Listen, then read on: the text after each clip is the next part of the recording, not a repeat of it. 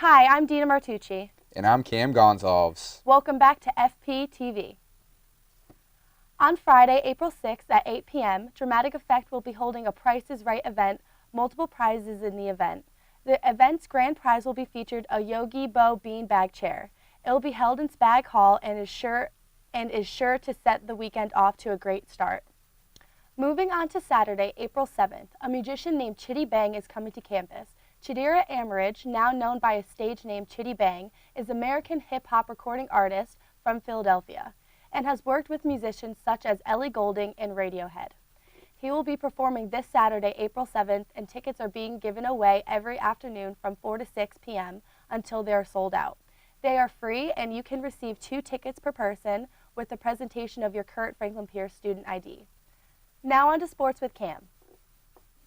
The Franklin Pierce men's baseball team had a very productive weekend, sweeping a 3-game series against the Merrimack Warriors. The Ravens won a thriller on Friday, March 30th, by a score of 5-4 in extra innings.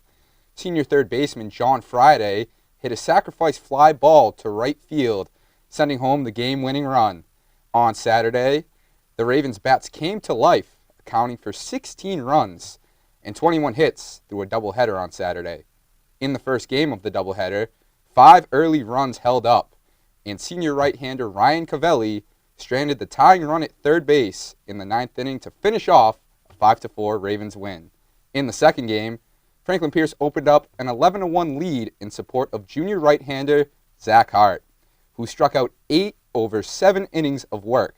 Senior designated hitter Zach Tower went 4-for-4 with a home run and a pair of doubles to drive in 6 runs in the second game. With the win in the Northeast 10 Conference Northeast Division, Franklin Pierce improves to 16-8-1, while Merrimack falls to 8-12.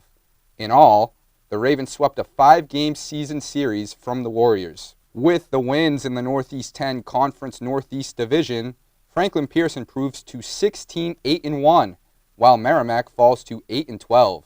In all, the Ravens swept a 5-game season series from the Warriors, as Franklin Pierce also defeated Merrimack in a pair of non-conference games earlier on in March. Now moving on to women's lacrosse, as we saw the Lady Ravens go through a marathon of games that ended 2 hours and 15 minutes after the opening draw. A thrilling and physical affair against NE10 foe Southern Connecticut, which saw 36 combined goals between the two teams. The Ravens, led by Brianna Sweeney and Caitlin Sweeney, that dynamic Sweeney twin duo, had a 7-point performance and was able to defeat Northeast 10 conference foe Southern Connecticut State University by a score of 19-17 on Saturday evening during Alumni Appreciation Night from Sodexo Field. With that victory, the Crimson and Gray even up their record at 4-4 overall and move to 2-4 in the NE10. As for the Owls, they fall to 3-6 and 2-4 in NE10 play.